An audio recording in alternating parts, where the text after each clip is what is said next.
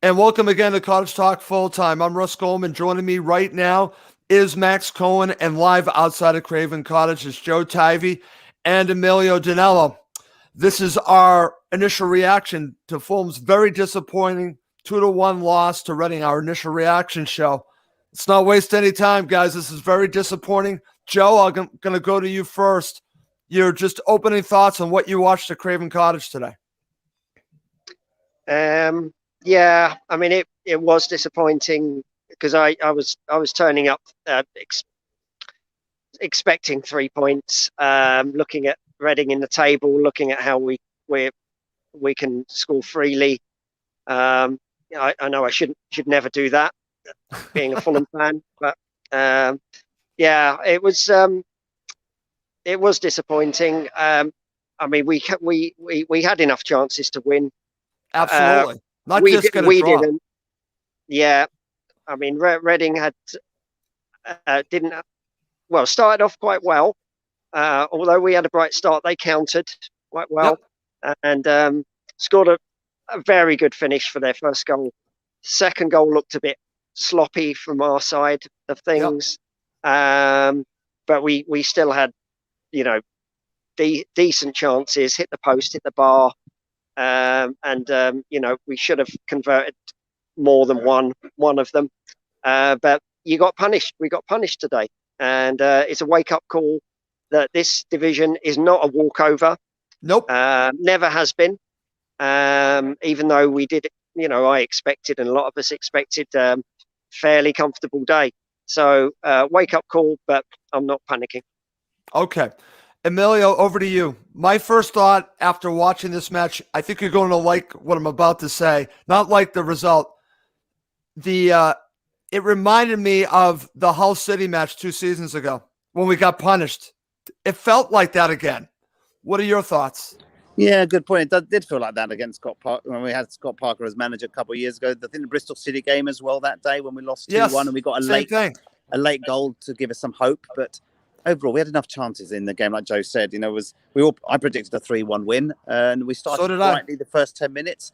But then, we were always under pressure from the counter-attack from Reading. We gave away 2 stupid free kicks halfway in the middle of our own half.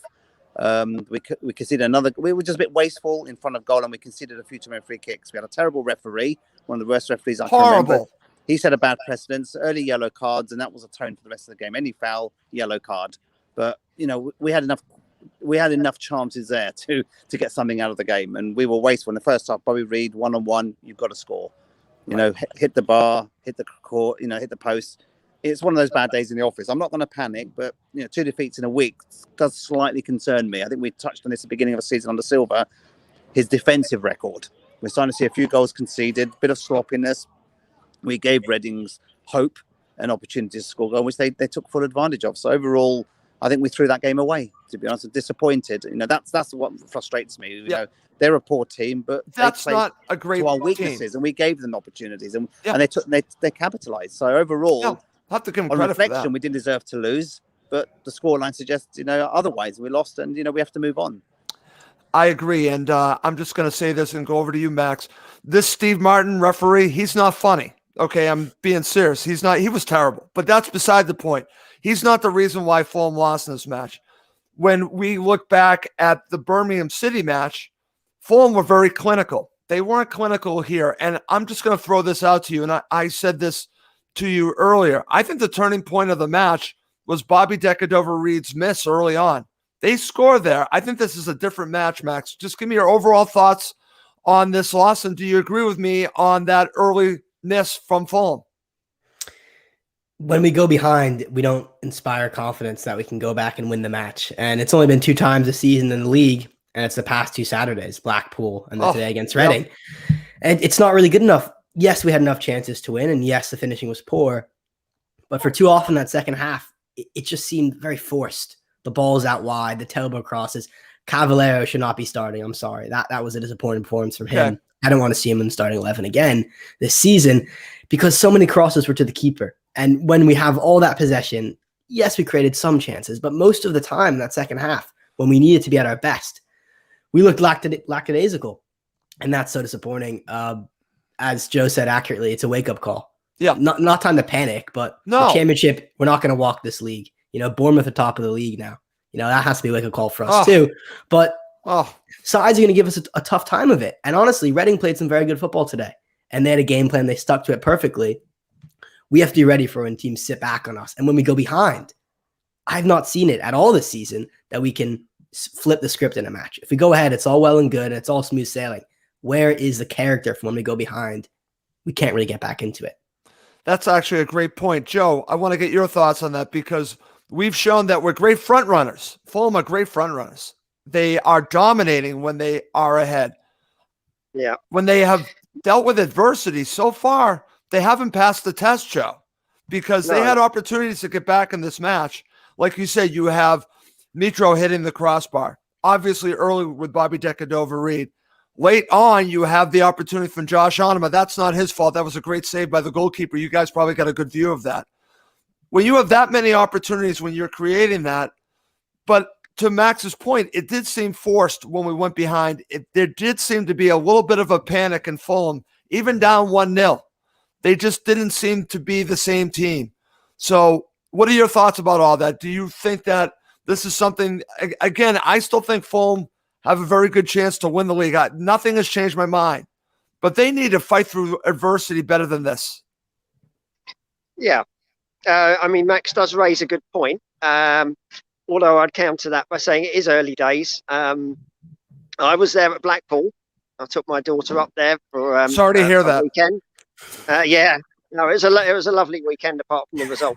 Right. But and we did struggle once we went behind to break the team down. But you've also got to look at the opposition. They know that we're one of the best, if not the best team in the division. And when they get a goal and they get ahead, they're going to shut up shop and they're going to keep it tight. And they're going to frustrate us because that's the only way they're going to win. If they're going to play open and expansive, they'll get murdered. So it is a good point.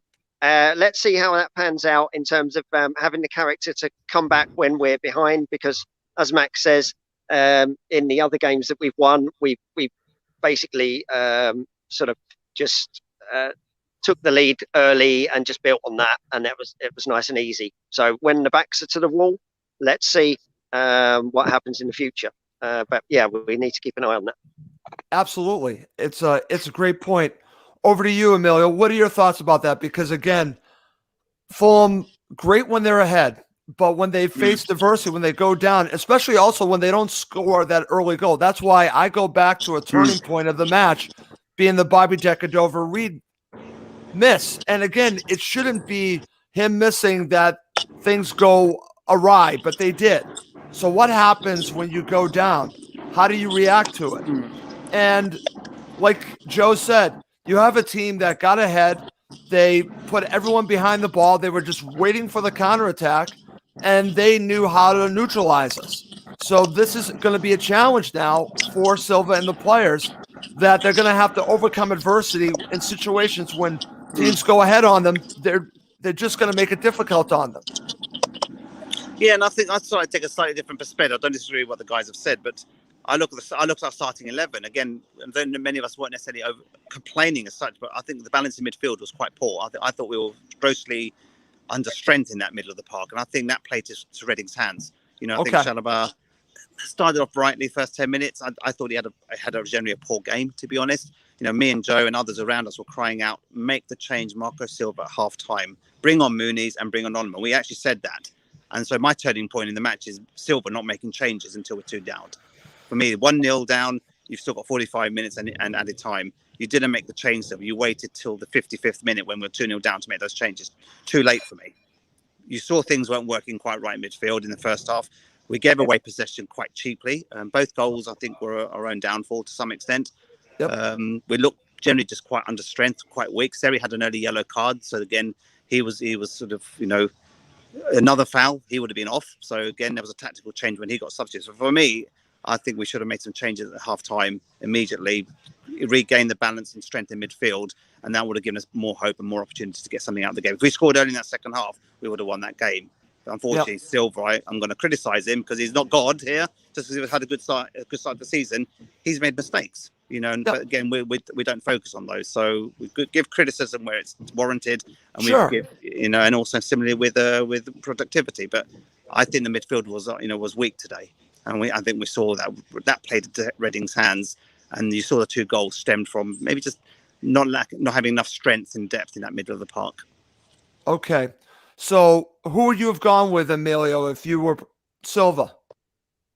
I would have changed it at half time. I would have brought Onima at half time. We cried out and bring on Muniz. Give him a chance. Give him 45 minutes at home in front of the home crowd, 1-0 down. We were all saying it around us at half time, but not when you're 2-0 down. You made some changes there. I would have changed it immediately at half time. Something wasn't quite working that first half.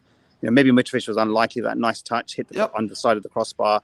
Another day that would have gone over the line. 1-1 half time. We would have gone on to win that game. But it just the balance of that midfield just didn't feel right to me, to be honest. And I think Reading capitalised on that throughout, and they countered brightly, especially in that first half. Have to give them credit. You have to give Reading a lot of credit because they set up beautifully against us. They just played us on the counter, and both goals, again, give them credit for both goals. But Max, what are your thoughts about that? It's funny because I'm going to just share this comment. That's very funny, Chris, because again, I was just talking about Scott Parker. I don't care that they're top of the league. I don't want Scott Parker back. I don't want Parker ball. I know what we're dealing with a loss today. Nothing changes with me on that. But here's something that is a good point by Emilio, Max. I always complained that Scott Parker wasn't reactive. Was Marco Silva reactive in this match instead of being proactive? Thoughts on what Emilio thought that there should have been a change at halftime. What do you think?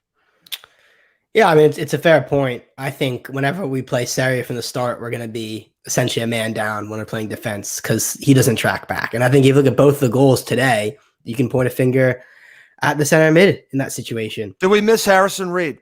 Yeah, we miss Harrison Reed 100%. I think we also miss Fabio Carvalho. We didn't have a creative spark. Wilson, I thought, was off the pace. No one really played a good match today. I think that's fair to say. And that's kind of what worries me is consistency is key in the championship. You have a lot of matches coming thick and fast. If you're losing, 2 Saturdays in a row, there's an issue there. It's not a big issue, but I think the injuries are starting to creep up on us now. We have this great squad depth, but when you're missing key players in there, it's going to take its toll. I think with what Emilio said, that's fair. I think Onima made a difference when he came on. I think Muniz definitely made a difference when he came on. First of all, let's give him a shout out. Great goal. He seems like someone who can be in the mix there. And I didn't think we were going to score if we played 150 minutes, today, honestly. So it's great that he got in there, got that header. He has a good sense. Obviously, I want to see more of him, and he's still young, but he looks like a decent player in the box. Yeah, changes had to be made because Emilio's right. If we make those changes at halftime, you get an early goal, it's 1-1. Once you went down 2-0, you felt the game was gone. Okay, very interesting observation from Emilio. And again, like I said, I'm going to be consistent here. If he's being reactive like Parker, I'm going to call it like I see it. That's a very interesting discussion we're having because of Emilio. I'm glad that you brought that up. Joe, I want to go to you, and I want to talk about the first goal in the first half. The timing of it was horrible because Fulham were on top. They did not take their chance with Bobby Decordova-Reid. Again, I say that the turning point was Bobby Decordova-Reid's miss, but the goal here, and again, I don't think you can blame the goalkeeper on this. I don't think there's anything that he could have done. How about Dennis Adoy on this? What are your thoughts on the goal, the first goal? Okay, well, I can't remember too much about the build-up. I would say that goal came as a culmination of Reading's best spell in the game. Yep. They were passing it through our midfield quite easily and countering quite quickly. That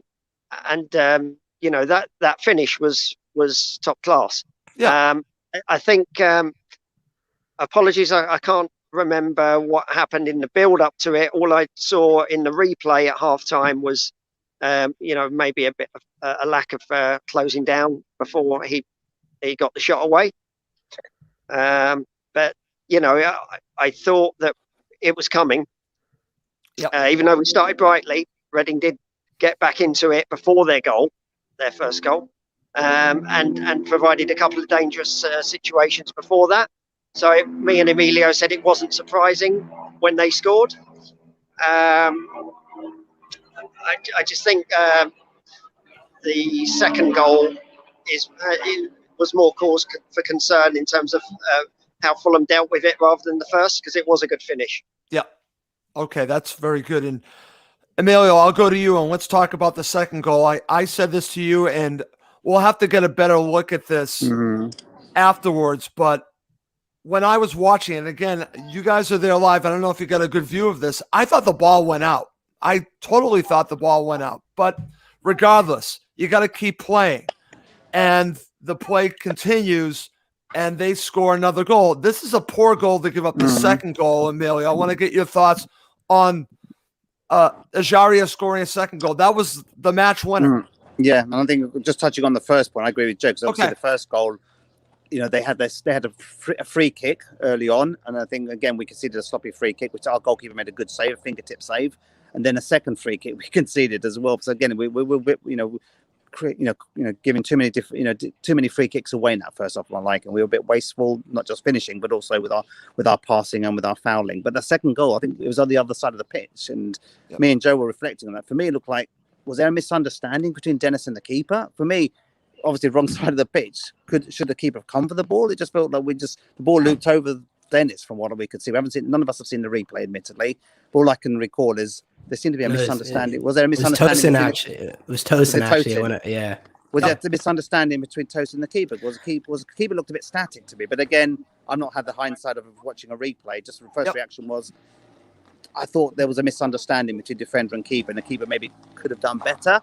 And then the Ejaria comes in. I think that was more on Tosin, right, Max? Yeah, that's what it felt like to me. But again, I haven't seen it. It was the other side of the pitch. I haven't seen a replay. Okay. Very interesting. And Max, what did you guys see? What did you guys see then specifically around the goal? What actually happened there? Obviously, we haven't had that luxury of seeing replays. Well, for me, it was on Tosin. But Max, what are your thoughts about the second goal? Yeah, I think, the first issue is Ream gives the ball away. Yes. And we can't be doing that playing out the back. We just can't be. And then the other issue is I'm not sure who scooped it over to Ejaria. Might have been Swift. But he just has no pressure on him. And if you look at Sari's the only center mid I saw there, so Shallow was nowhere to be seen. Sari's almost sitting at the edge of the 18, not pressuring Swift when he loops it over. So there's just no really pressure on that assist. And then, so I wouldn't point fingers at the keeper because Tosin was quite a ways away from the goal. It wasn't as if Gazaniga could have gone out and punched it. And Tosin just kind of gets out muscled and misjudges the ball. And you're right, it was very static because everyone just seemed to be standing still watching, and he has all the time in the world to slot it home. So it was a bit disappointing, that second goal. Yeah, definitely. But let's finish up. Coming up next, we're going to talk about the goal from Muniz, and then I'm going to get the guys' biggest takeaway from this match when we look forward after the match. Okay, over to you, Joe. I want to get your thoughts. Fulham are down 2-0. It's getting in late stages, and Muniz came on, and he has an instant impact. Again, I thought he was bright, but his goal comes from, again, another header from Mitro, heads it to him, and he puts it in the back of the net. Let's talk about the Fulham goal. Your thoughts? Yeah, we were getting desperate then. We were pumping balls into the box from midway in their half, and I thought we weren't going to score. It's going to be one of those days, but great for Muniz to score his first goal. Really pleased for him, and he was there where it counted, and that is what you want from a striker. I believe his main attacking threat is with headers, and he was in the right place at the right time. So really pleased for him. We'll just have to wait and see. It might be interesting to see if Muniz and Mitro become a pairing in the future.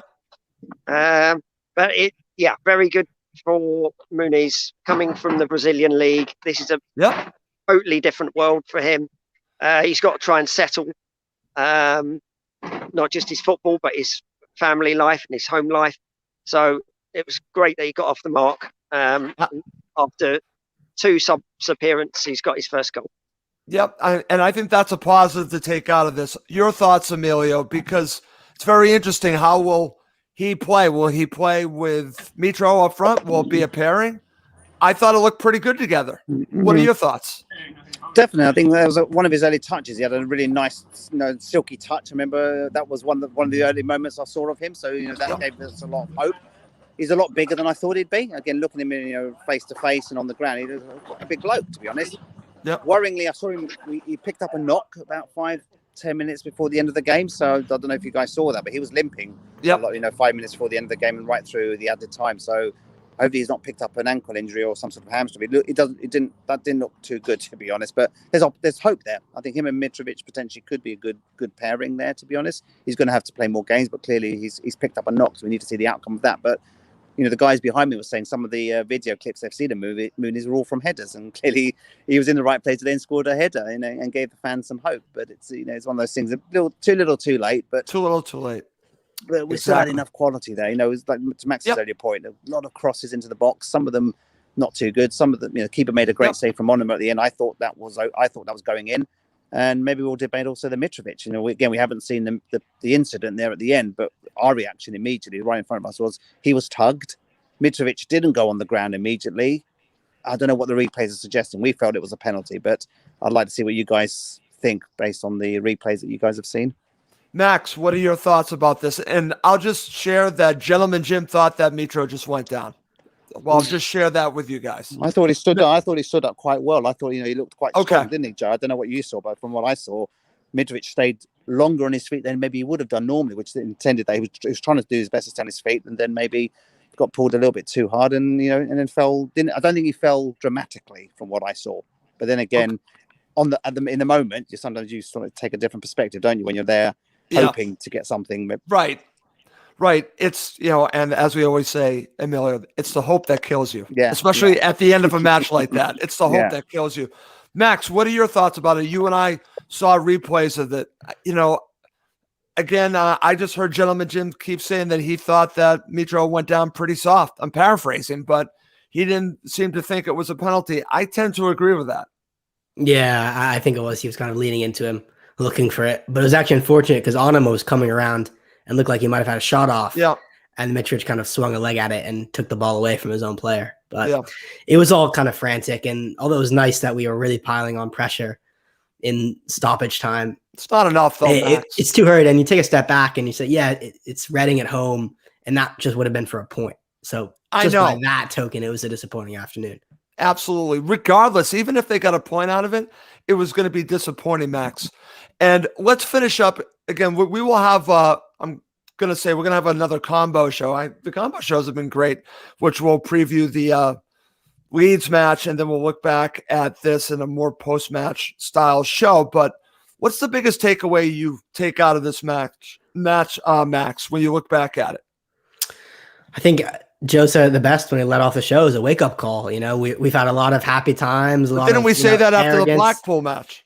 Yeah, we did do. And I think we responded well in the week. But I think this is a bit more worrying. You got 2 losses in consecutive Saturdays. It's a tough league. And yes, we have the quality, but I think so much of our success rests on getting the first goal. Yep. And either we get that first goal, which I'm happy to do, or we find better ways to get ourselves back in a match after trailing. And I think people have pointed to Marco Silva's record at Everton, disappointing point tally after going behind. That can't happen at Fulham. In the championship, you're not going to have smooth sailing up 1-0 every single match. You're going to need to fight back. So again, not saying we're not going to get promoted, not saying that this is a disaster, but this team just understood in the past week, this division, there are no easy matches, and they have to step up a bit more. And I think we'll get players back from injury. Carvalho coming back will be big. Reed should be back. And we'll have more rotation. But definitely I agree. Over to you, Joe. Do you agree with Max that the biggest takeaway is also what you said at the beginning of the show? Yeah. Like I said before, Max did raise a very good point about how Fulham play going in front and how we play going behind. Yeah, really good point. I suppose in a light-hearted way, my takeaway from this game would be don't come to Fulham ever expecting a win. Because I don't often do that. But I thought today I'm just going to turn up. You did it today, though, right, Joe? Turn up and 3 points in the bag. Yeah. So I'm not doing that again this season. No.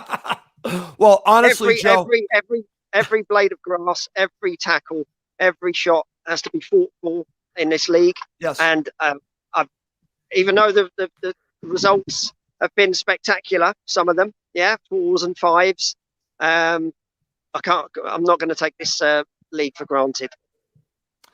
I totally agree with that, because I'm going to tell you, watching it before the match, I had that same attitude, and shame on me, because this league is vicious. It eats you up, and every opponent can beat you. And I don't care who it is. And we found that out again today. Reading are just an average championship side. Blackpool are below average championship side. And look what's happened the last 2 Saturdays. Emilio, what's the biggest takeaway you take from this? And we'll wrap it up. I think it's similar to what the guys have said, but I think it's how we recover from a defeat. We recovered well against Birmingham and won comprehensively midweek. We've got to do the same again in our next league game against Coventry City next week. But it's, I was hoping to go unbeaten all season at home. That would have been nice, but unfortunately, don't take nothing for granted. And that's why I thought after the Blackpool defeat, it was good to lose early in the season, because it's a wake-up call and you can start to reset expectations. But to lose twice in a week, I'm not worried. I'm not panicking, but what is seemingly an easy-ish start to the season, we've lost a quarter of our games. So that's just a bit of a reset there, to be honest. And I think, obviously, you've said we haven't picked up any points after going behind in a league game this season. So that's something we need to work on. But it's about focusing. We've had a few injuries, but this squad is probably the best in the division. So we should have enough quality and depth there to replace the likes of Harrison Reed and Kenny Tete. But we're starting to see, we're not, Birmingham, we were good. But Blackpool, one-off bad game today. Reading capitalised on our mistakes, and they turned us over. So I think let's just look forward. We've got enough quality here, but we just need to have reset those expectations. Like the guys have said, we're not going to walk this division as easily as people think, and there's going to be harder games than today, and Blackpool. So we've got to rise above this and actually just turn all the teams over. Just play to our strengths. And at times today, I think we were just wasteful, and we gave Reading too much possession, and they looked dangerous coming forward. And I think that was our own downfall, to be honest. I think Fulham panicked when they went down. That's what I think. And that's my biggest takeaway from this, is that they panicked and they were having trouble fighting through the adversity. And I think really good teams, championship teams, do a great job of fighting through adversity. They need to do a better job of it. Like Max was saying, the record of Silva's team at Everton coming from behind isn't great. They need to do a better job. Max is 100% right on that. What I come out of this, if they don't fight through the adversity, they won't get automatic promotion. They're going to have to do it. They're going to have to learn to do it, because you're going to be down. And that's something that we already talked about. They're great front runners. I need them to be a team that really focuses and finds a way to win. This is finding a way to lose. They found a way to lose today. You need to find a way to get points when you're behind. They need to do a better job on that. That's my biggest takeaway. They need to do a better job of fighting through adversity. They did not do a good enough job today. And they got what they deserved, the 2-1 loss. That's my thought. I know you guys might disagree with them. That's the pressure that comes with it, with being the favourites to win the league. So that's something they have to think. They have to right. But they have to take that pressure on, Emilio, and they have to fight through that pressure. Are they feeling the pressure? It's adversity. They need to fight through it, and they need to do a better job. Great job, guys. Thank both of you. Thank you, Joe and Emilio, for joining us outside of Craven Cottage. As always, my media savvy man, Mr. Max Cohen, the man, the myth, the legend, Mr. Cohen. Thank you, as always, for joining us. But we're going to wrap this up. For Joe, Max, and Emilio, I'm Russ Coleman. Thank you, as always, for watching Cottage Talk.